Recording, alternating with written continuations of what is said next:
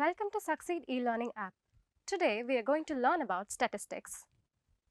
In class 9, you have learnt the classification of given data into grouped and ungrouped frequency distribution. Also, you have learnt how to pictorially represent this data into pie graph, bar graph and histogram. We went a step ahead and tried to see what is the measure of central tendency by using mean, median and mode for ungrouped data. So, in this chapter, we are going to learn about applying mean, median, mode for the group data. Mean of grouped data. What do you mean by mean? Mean is actually the sum of all the data divided by total number of data. So, if you recollect, in your class 9, you have learned that there is observation x1 which occurs at the frequency f1. Similarly, you have different observations, that is x1, x2, x3 so on until xn, which appears at the frequencies f1, f2, f3 so on until fn. Then if you have to find out the sum of values of this observation, this can be represented by f1 x1 plus f2 x2 plus f3 x3 plus so on until fn xn. And also the number of observations can be represented by f1 plus f2 plus f3 plus so on until fn. So, the mean x of the given data can be given by summation of all the values of observations divided by total number of observations. Also, you can write it as x bar is equal to summation, that is sigma represents summation. So, summation I is equal to 1 to n fi into xi divided by summation I is equal to 1 to n fi, which more briefly can be written as summation fi xi divided by summation fi. Now, let us see an example in order to understand this concept better. The marks obtained by 30 students of class 10 of a certain school in a mathematics paper consisting of 100 marks are presented in the table. Find the mean of the marks obtained by the students. So, observe the table. We have been given by the marks obtained, that is xi, which is 10, 20, 36, 40, 50, 56, 60, 70, 72, 80, 88, 92 and 95. Now, we have also been given with the number of students who have scored these marks, that is fi, which is as represented in the table. Now, recall that in order to find the mean marks, we have to require the product of each xi with the corresponding frequency, that is fi. So, now let us put this in a vertical format so that we get as the table shows here. Now, create another column fi xi besides this. Now, fi xi is nothing but the product of fi and xi. So, you have to start multiplying the corresponding terms in the xi column and fi column. So, first term is 10 in xi and the first term in fi is 1. So, 10 into 1 is 10. Similarly, 20 into 1 is 20. 36 into 3 is 108 and so on. If you calculate, you get the corresponding values of the field fi xi. Now, we have to find the summation of number of students. So, the sum of number of students is nothing but summation fi. So, when you add all the values in the column fi, you get 30. Also, now we have to find the summation of the product fi xi. So, add all the values that you have got in fi xi column so that you get the solution as 1779. Now, therefore, we know the formula of calculating mean, that is summation of fi xi divided by summation of fi. Now, 1779 divided by 30 will give us 59.3. We also know that in most of our real life situations, the data that we get is very large. So, in order to obtain the mean of such very large data, we have to group them into a specific format. Now, the next concept is to convert the given ungrouped data into the grouped data and then devise some method in order to find its mean. So, now let us convert the given ungrouped data in this particular example into the grouped data by forming a class interval of 15. So, now we can take it as the marks which has been between 0 to 15, then 15 to 30, so on, or the least marks that we have in the table is 10. So, we can consider as 10 to 25, 25 to 40, 40 to 65 and so on. So, let us try to adapt this method and try to identify what would be the mean of this particular data using the grouped data methodology. So, now the table can be created in this fashion. So, we have class interval, also the number of students. So, remember I told let us keep the frequency distribution as 15. So, we know that the least marks which is in the table is 10 and the most or the uppermost marks that we have is 100. So, if we have to categorize this with the intervals or the frequency distribution of 15, we have 10 to 25, 25 to 40, 40 to 55, 55 to 70, 70 to 85 and 85 to 100. Now, if you go back to the previous table that we had and try to calculate what are the number of students who fall in between this range, then we get the number of students. So, if you observe the people who have received marks which is between 10 to 25, it is 1 plus 1, that is 2, and then the number of students who have got 25 to 40 is 3. And then the number of students who have got 40 to 55 is 7. Similarly, 55 to 70 is 6, 70 to 85 is 6 and 85 to 100 is 6. Now, for each of these class interval, we require a point which would serve as a representative, that is of the whole class. So, it is assumed that the frequency of each class interval is centered around its mean, that is the midpoint. So, the midpoint of the class of marks of each class can be chosen to be representing the observation falling in the class. Now, recall that we have to find the lower as well as the upper midpoint, that is by finding the average of its upper and the lower limits. So, we can calculate this by using the following method. So, with reference to this table that we just discussed, for the class 10 to 25, the class mark is 17.5. How did I find this out? So, 10 is the lower limit, 25 is the upper limit for this particular interval. So, 10 plus 25 is 35 divided by 2, that gives me 17.5. Similarly, you have to find the class mark for all the intervals. So, now put the table in the vertical format. Now, you get for class interval 10 to 25, we have 10 plus 25 divided by 2, which is 17.5, and then 25 plus 40, which is 75, divided by 2 is 32.5, and similarly we get 47.5 for the class interval 40 to 55. Then for the class interval 55 to 70, we get 62.5. Then for 70 to 85, we get 77.5. And for 85 to 100, that is 185 divided by 2, which is 92.5.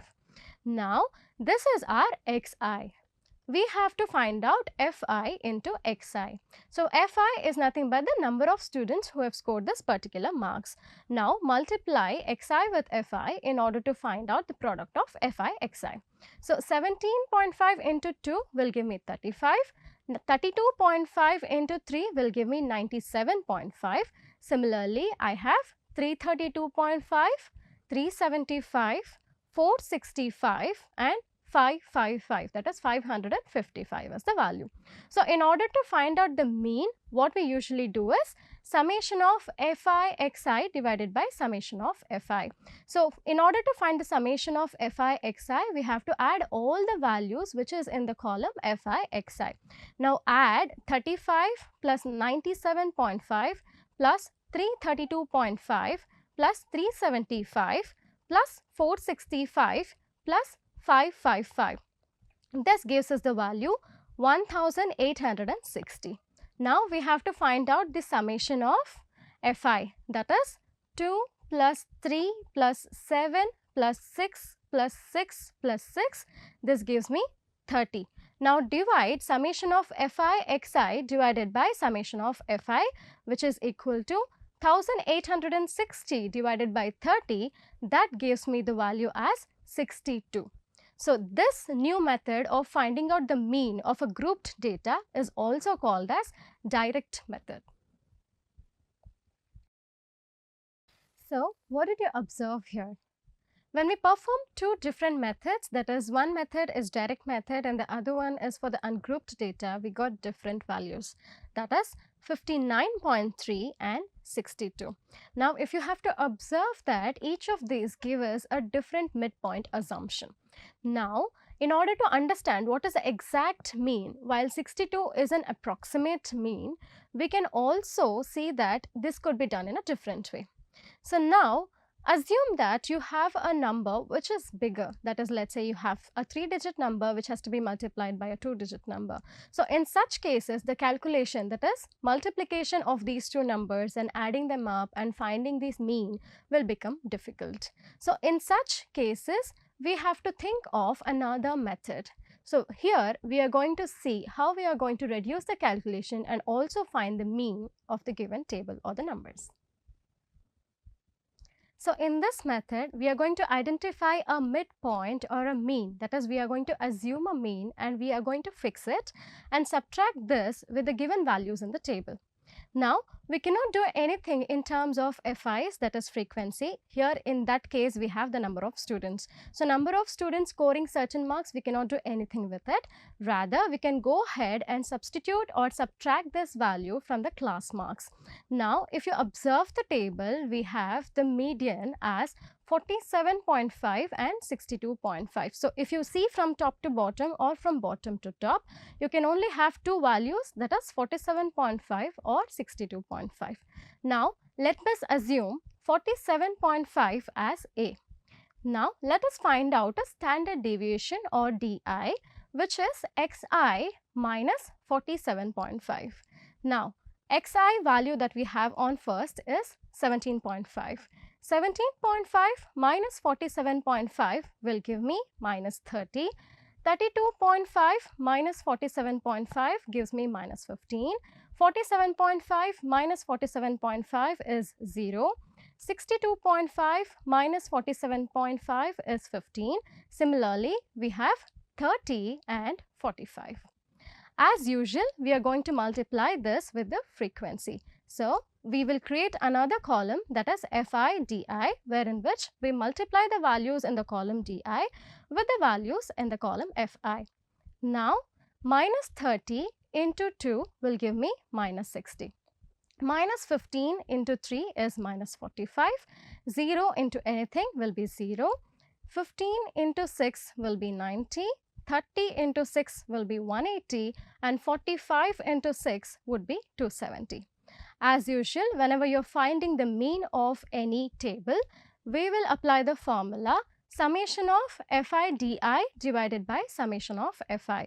So now calculating summation of Fi Di, we get 435 and summation of Fi, we already know that it is 30. Now 435 divided by 30 will give us a solution for this question. Also note that we have Di, that is nothing but the deviation, which can also be represented as D bar. Now let us try to find out the relationship between the D bar and X bar. So what did we do while identifying D bar? So we consumed a value which is the median of the given class marks, and then we went ahead and subtracted it from Xi.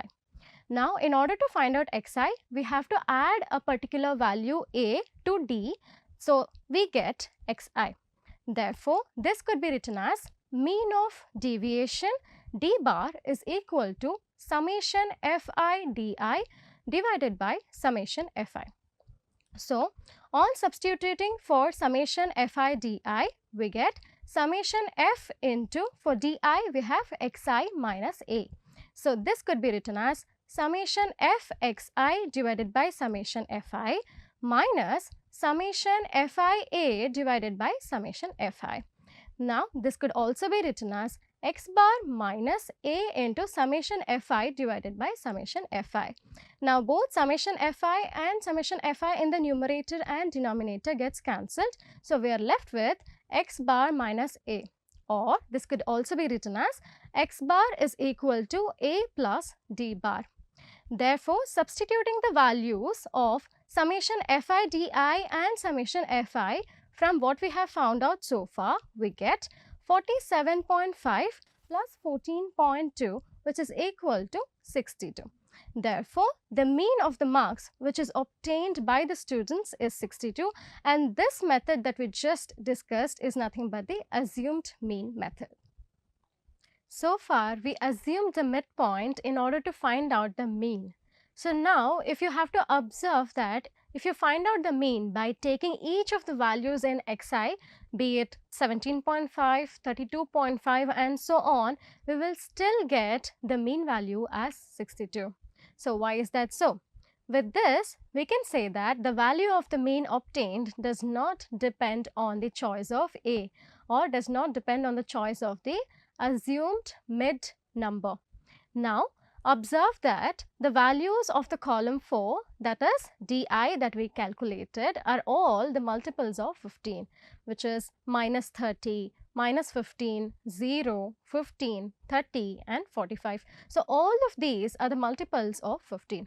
Now, if we have to divide these values in the entire column by 15, we get something called as ui. So, ui is equal to xi minus a, which is nothing but di, divided by h.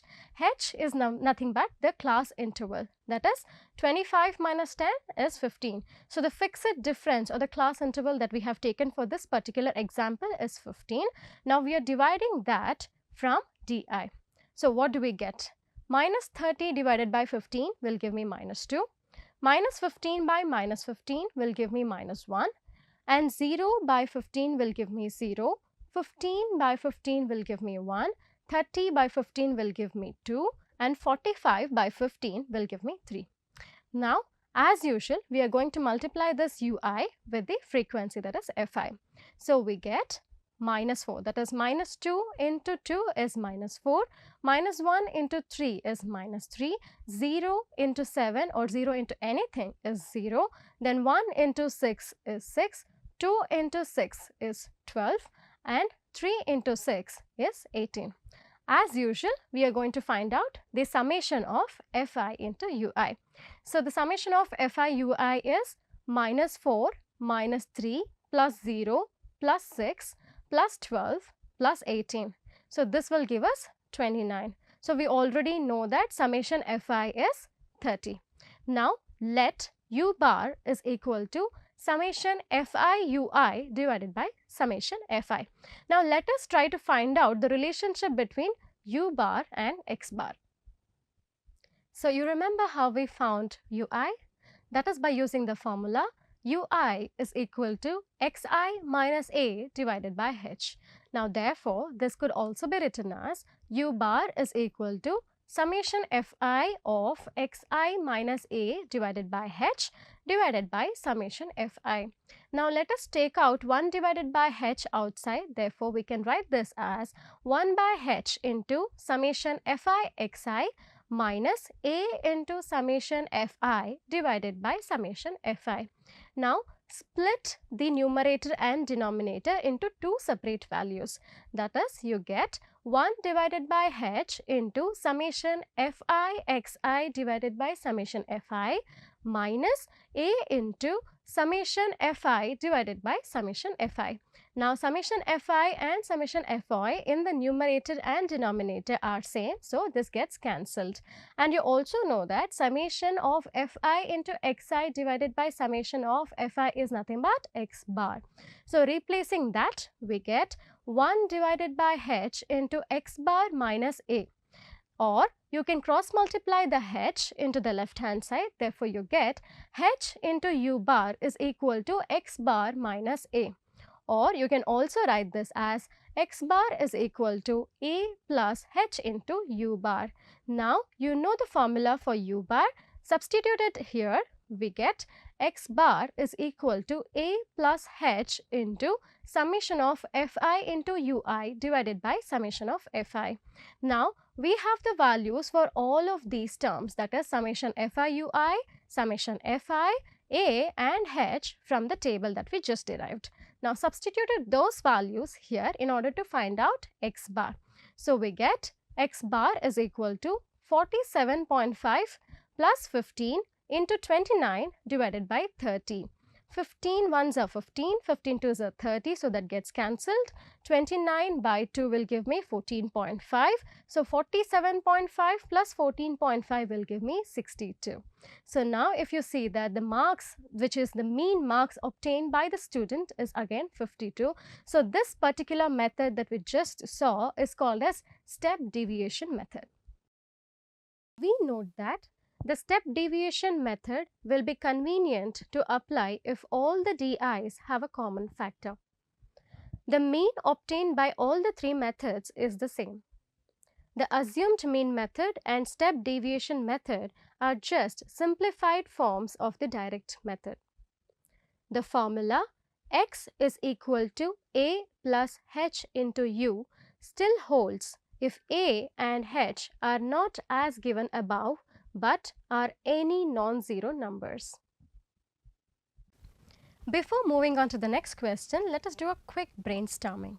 So, we observed that using all three different methods, we still found out the same mean value. So, how do I know which method to apply in which scenario so that I get the answer or the solution at the quickest? So, here's how it is. So, now if at all the values of fi and xi are considerably smaller, it is always appropriate to use direct method. So, if in case we have the values of xi and fi which are numerically large numbers, maybe be it double digit or triple digit or even more, in such cases we will either go for assumed mean method or standard deviation method. Now, what if the class sizes are unequal and the data is ungrouped? Even in such cases, we go for the step deviation method. Let us move on to the next topic, that is mode of the grouped data. In your previous class, you have already learnt what is mode. Mode is nothing but a particular value which occurs at the maximum frequency or the more number of times. So, in any ungrouped data, you have already learnt how to find out the mode of that particular values. Now, in this section, we are going to learn how we are going to find out the mode of the grouped data. Also, try to note that there could be more than one values which has the same maximum frequency as the other. In such cases, we call it as multimodal. Before moving on to find out the mode of the grouped data, let us recollect how we found out the mode of the ungrouped data through one of the examples. Let us see the question here. The wickets taken by a bowler in 10 cricket matches are as follows. It's 2, 6, 4, 5, 0, 2, 1, 3, 2 and 3. Find the mode of the data. Now, let us first try to build the frequency distribution table for the given data. So, the first row would be number of wickets. So, if you observe the data here, we have values ranging from 0 to 6. So, note that we can never have a negative value. Also, here we do not have any value which is greater than 6. Therefore, number of wickets, the row will have the values 0 to 6, that is 0, 1, 2, 3, 4, 5, 6. Now, the number of matches. So, how many number of matches has the same number of wickets? For example, we have the number of wickets as 0. So, in how many matches has the guy taken 0 wickets, which means has the guy not taken any wickets. So, here if you see the data, we have 1, 0 only. So, in only one match the guy has not taken any wicket. Therefore, we have the number of matches as 1. So, next the number of wickets is 1. So, the number of wickets is appearing how many times? 1 time. Number of wickets is 2. How many times it is appearing? It is appearing 3 times. So, we put it 3. Similarly, for 3 wickets it's 2 times. 4 wickets it's 1 match. 5 wickets 1 match and 6 wickets 1 match. So clearly if you observe the number of matches, we see that the highest value we have is 3. So there are 3 matches in which the guy or the bowler has scored or taken 2 wickets.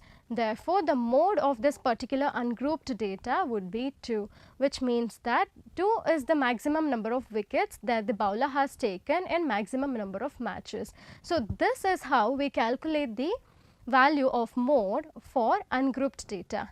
In next section, let us see how we are going to calculate the mode for the group data. So while finding out the mode of the ungrouped data, we always took a look at the frequencies. In similar fashion, it is not possible to identify the mode of the group data by only looking at the frequencies. So in such cases, what we do is we can only locate a class with a maximum frequency, which is nothing but the modal class. The mode is nothing but a value inside the modal class, which can be given by the formula, that is mode is equal to L plus F1 minus F0 divided by 2 F1 minus F0 minus F2 into H, where L is the lower limit of the modal class, H is the size of the class interval, then F1 is the frequency of the modal class, F2 is the frequency which is succeeding the modal class, and F0 is the frequency which is preceding the modal class. Now let us consider one of the illustration in order to find out the mode by using the particular formula that we just learned. So far we have learnt mean and mode of the group data. So the next topic would be median of the group data. Median, as the name itself says, is the middle term of the given data. So now in class 9th, you have already learned that median is the measure of the central tendency which gives the values of the middlemost observation in the data. Now recall that for the finding of median of the ungrouped data, we had first arranged the given data values into the observations in the ascending order. So now if the given number n is an odd number, the median of that particular odd number would be n by 2 or the n by 2th number. Now if the given number is an even number, then we find the median of it by finding out n by 2th term of it, then add that to n by 2th plus 1 term of it, and then divided by 2. So that will give you the median of that particular data. So now suppose we have to find the median of the following data, which gives us the marks out of 50 obtained by the 100 students in a test. So let us quickly take a look at this particular table. Marks obtained is given as 20, 29, 28, 33, 42, 38, 43 and 25. So the number of students who have scored this particular marks is also given in the table. Now we have to first arrange the marks in the ascending order and then prepare the frequency distribution table. So as usual, we are going to put this horizontal form into the vertical form. Now the marks obtained, we are going to arrange it in the ascending order as 20, 25, 28, 29, 33, 38, 42 and 43. In the similar fashion, the corresponding number of students will also be arranged in the table as you see here. Here we know that n is nothing but the number of students, which is nothing but the frequency. If you sum up, that is 6 plus 20 plus 24 plus 28 plus 15 plus 4 plus 2 plus 1 will give us 100 students. So in order to find out the median, which is nothing but the average, is nothing but we have to identify whether the given number or the frequency is even or odd. Now we have n is 100. N is 100, which actually means the given number is an even number. So as we already discussed, what we are going to find out is n divided by 2th term. So n is 100, 100 divided by 2 is 50. So plus 1 would be 51. So we are going to add 50th and the 51th term in the observations. So in order to find the observation, we need to follow certain procedure. So that is what we are going to see now. So the table can be constructed in this fashion. Marks obtained is 20. Then we move on to up to 25, up to 28, up to 29. Similarly, up to 33, up to 38, up to 42 and up to 43. So, the number of students who have got the marks up to 20 is 6, that is we are directly taking it from the table. So, now we add another column which is depicting the information to the frequency table above and also name it as cumulative frequency distribution. So, cumulative frequency would be 6 cumulative. The word itself says you are going to cumulate or accumulate or add it. So, now here we go. We have the first marks, that is 20, and the number of students who have obtained so much is 6 students. So, cumulative frequency so far would be 6. Next, for 25 we have the number of students as 20 plus add the previous value, that is 6. So, that is 26. Then we have for 28, that is 26 plus 24, that is 50. Similarly, we get 78, 93, 97, 99 and 100. So, from the table we see that the 50th observation is 28 and the 51st observation is 29. Therefore, the median would be 28 plus 29 divided by 2, which is nothing but 28.5. So, if you have observed so far, there is an empirical relationship between the mean, median and mode. So, that could be given as 3 times of median is equal to mode plus 2 times of mean. So far we have understood how to calculate mean, median and mode, and also we have seen the relationship between them. So, now let us try to pictorially represent the data in the graphical format.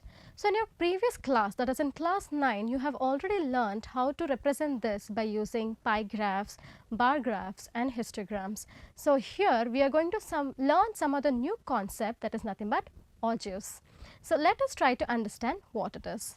Now, let us quickly recollect the values 10, 20, 30, so on until 100 are the upper limits of the respective class intervals.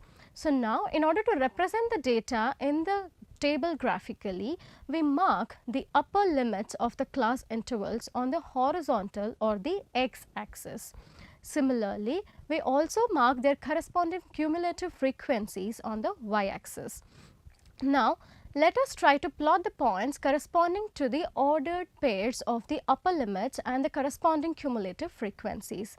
So, the cumulative frequency and the upper limits can be grouped up as follows, that is 10, 5, 20, 8, 30, 12, 40, 15, 50, 18, 60, 22, 70, 29, 80, 38, 90, 45 and 100, 53.